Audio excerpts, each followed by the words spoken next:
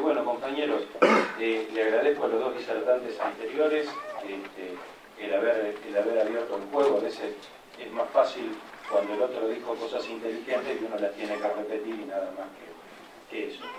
¿Qué tiene que ver la Antártida en un homenaje a Perón? ¿Cómo desde un lugar tan inhóspito, el lugar más inhóspito del mundo, surge que el peronismo militante, transformar y el gremio SADOC me haya invitado a disertar? La Antártida, por definición, debería ser peronista, porque hay algo que se ha tratado, así como cuando se habla de la desmalvinización, también podemos hablar del hecho de negar a Perón como un eje central, un estratega de la geopolítica internacional en los conflictos del Atlántico Sur y la Antártida, que nos han llevado a un casi conflicto armado en 1952 y 1953 con Gran Bretaña, que fue ordenado por el propio Churchill y que eso quedó en el pasado.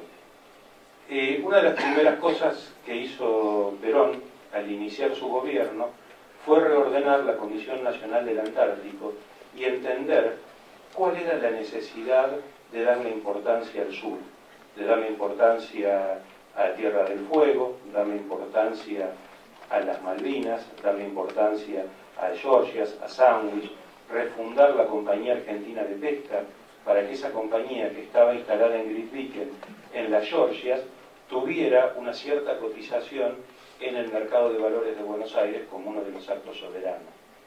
En ese sentido, Perón, más que presidente, era un tipo sumamente astuto y supo jugar con el derecho internacional, la no utilización de las fuerzas y la creación de institutos para la ciencia, y saber que dentro de la política internacional, basados en el derecho internacional, cuando la razón y la historia nos asisten, nosotros ahí vamos a tener un eje para llevar adelante nuestros derechos soberanos. Muchas veces me encuentro en reuniones que me dicen, sí, vos hablas de soberanía, pero nunca las Fuerzas Armadas estuvieron peor que ahora, sin capacidad de tiro y sin armamento. Compañeros, ¿hablamos de soberanía nacional o hablamos de las Fuerzas Armadas? Si nosotros habláramos de la capacidad de fuego, tenemos que saber que un avión se desactualiza en 3 años, que el que lo vende jamás le va a poner toda la tecnología y va a saber cuál es el resorte que no tiene que ajustar para que no le salga el tiro cuando ataca a los propios, y que ninguna guerra convencional, hoy, países como los nuestros, estaría en condiciones de pelearla de igual a igual. Entonces, hay otro campo de la soberanía, que no es solamente el de los fierros y el de los tiros, que a veces puede servir.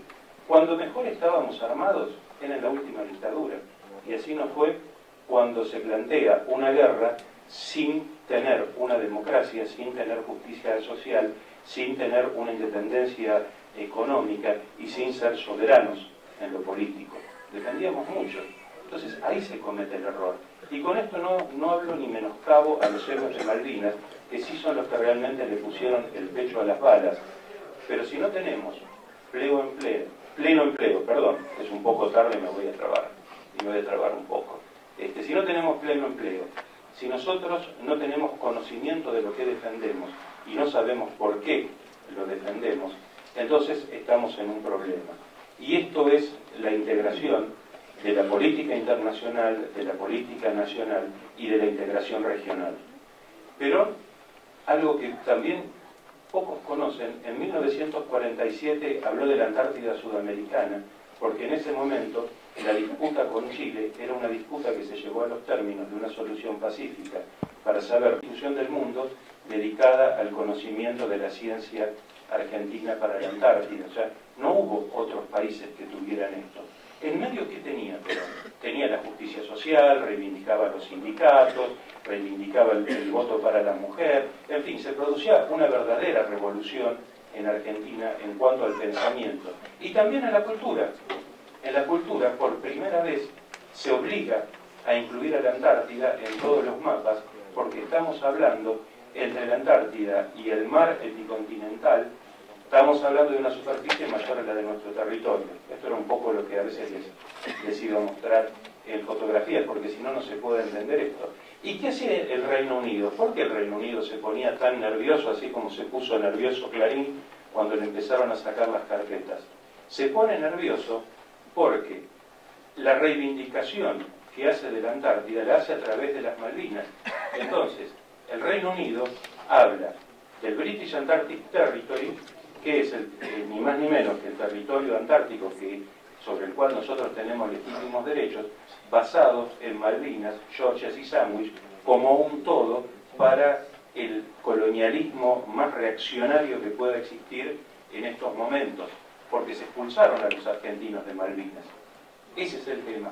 Entonces, de ahí parte el reclamo y parte una ocupación que la Segunda Guerra Mundial le abre los ojos, que ya lo teníamos en claro nosotros.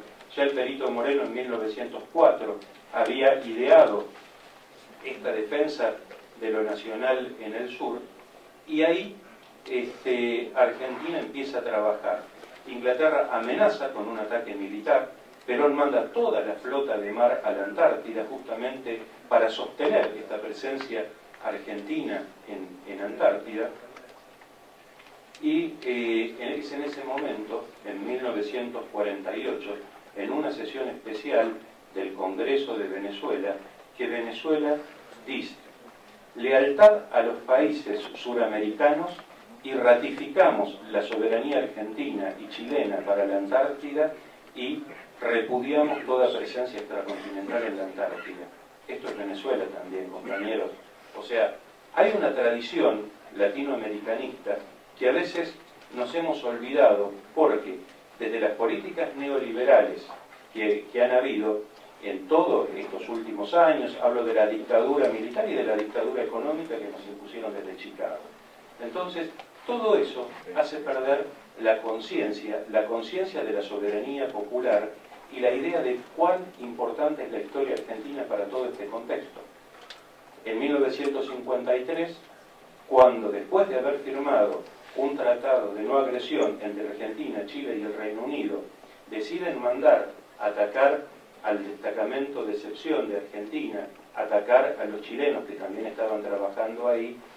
Esto es una anécdota que cuento siempre, que viene el embajador británico a verlo a Perón y le dice: bueno, quiero ver cómo solucionamos esto de la Antártida, porque la Antártida en realidad es una dependencia de las Islas Falkland y estas son inglesas, entonces le corresponde a Inglaterra. Perón le contesta: esta es la historia del tipo que me roba el perro y me manda al abogado para que le entregue el collar. Entonces, ahí estamos planteando cuáles eran los objetivos. ¿Cuál es la respuesta de Perón? Más conocimiento, más ciencia, más cultura. ¿Cómo se podía tener cultura en esa época? Manda a Luis Becchioni, un amigo de Lao Grassi, de Sucesos Argentinos, el noticiario ese que salía, a filmar las campañas antárticas del gobierno nacional y popular que teníamos en aquella época. Lamentablemente, los golpes de Estado, las dictaduras cambian el paradigma. Afortunadamente, después de tantos años, Perón escribe en un discurso cuando da, en 1951, junto a las últimas apariciones de Eva, un discurso que dice: estamos haciendo ahora lo que tendríamos que haber hecho hace 50 años, pero fieles a nuestra doctrina, que mejor que decir es hacer, lo estamos haciendo en este momento y esperamos dentro de 50 años no tener que lamentarnos por lo que no hicimos. Entonces, 50 años después, aparece otro presidente, viene del sur, cambia el paradigma, tiene una continuidad con Cristina, con su esposa, y ¿qué genera? El mismo paradigma, el redescubrimiento del peronismo básico, del peronismo esencial, que es el que nos une, y tenemos un Ministerio de Ciencia y Técnica.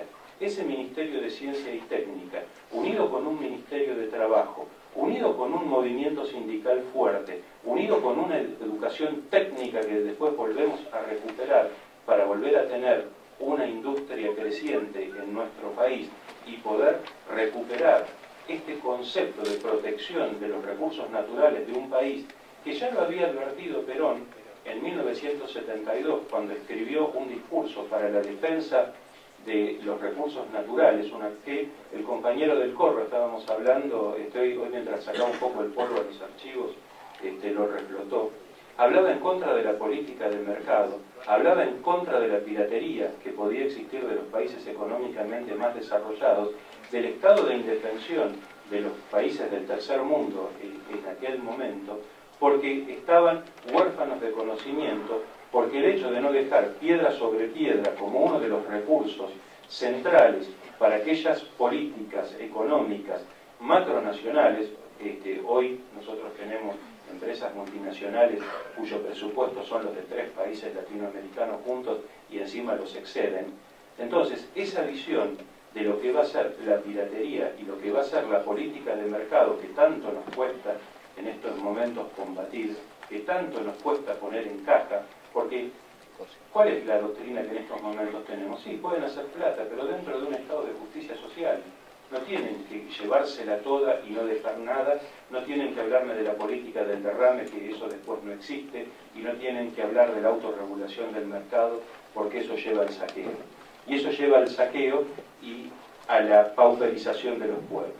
Entonces, tenemos un Ministerio de Ciencia y Técnica y tenemos uno de los proyectos más ambiciosos que se ha planteado en los últimos tiempos, que es el proyecto Pampa Azul, que anunció Cristina el pasado 2 de abril de espaldas al mar argentino.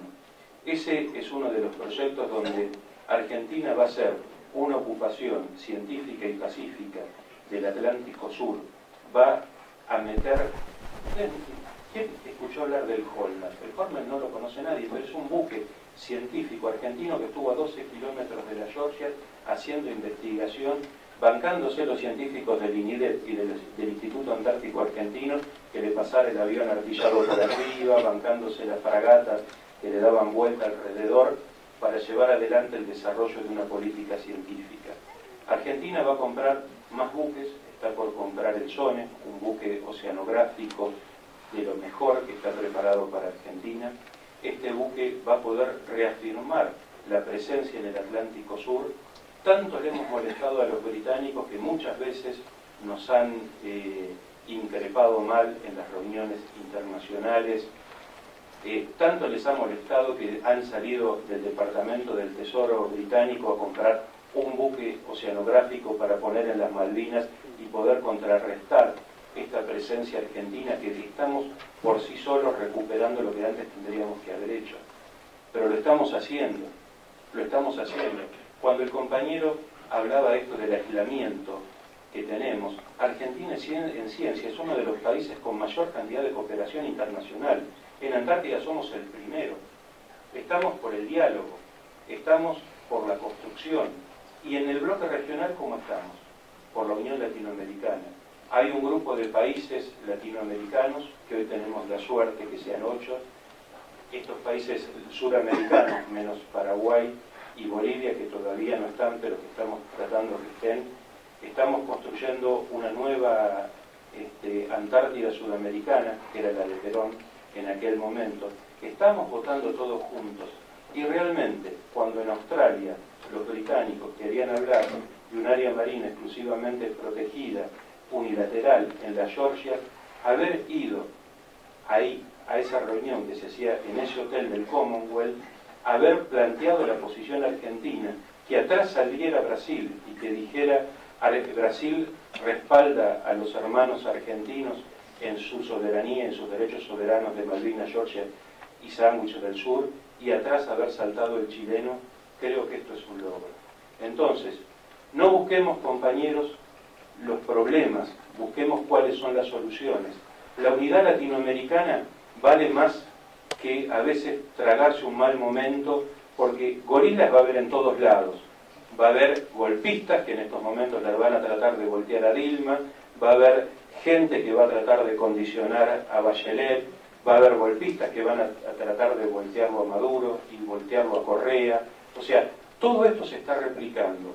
Los medios hegemónicos están en estos momentos librando una lucha para justamente minar la voluntad popular, estigmatizar a las juventudes, y en este momento nosotros lo que tenemos que hacer es dar batalla, decir lo que decía Juan Cruz, volver a tocar a aquellos que están dudando, que están pensando en saltar filas, creer que los otros que se dicen peronistas realmente son peronistas, porque realmente no sé si tienen todo esto en claro. A veces tenemos la izquierda, que es funcional a la derecha, que vemos cómo juegan en la izquierda del partido de la derecha, cómo muchos compañeros han errado el camino por una cuestión facilista, pero si esos compañeros los podemos recuperar, los podemos convencer que se equivocaron, aceptan el error, no tengamos problema en dejar que vuelvan y en volver a abrirle los brazos para que entiendan que el derecho nos asiste y que la razón nos asiste en este momento para seguir adelante. Tenemos un futuro muy grande, tenemos una década ganada, pero esta década es la primera de las 5 décadas que planteó Perón para lograr la soberanía continental, la soberanía argentina y la soberanía en el sur. Si nosotros repasamos la canción que ustedes cantaban, Ser los herederos de Perón y de Evita, es una mochila muy pesada que nos estamos poniendo, es una vara muy alta la que tenemos que respetar, y realmente tenemos que saber que vamos a dar la vida y que en esto se sale con los pies para adelante o no se sale. Con esto no estoy llamando una lucha armada, solamente si la tocan a Cristina en estos momentos.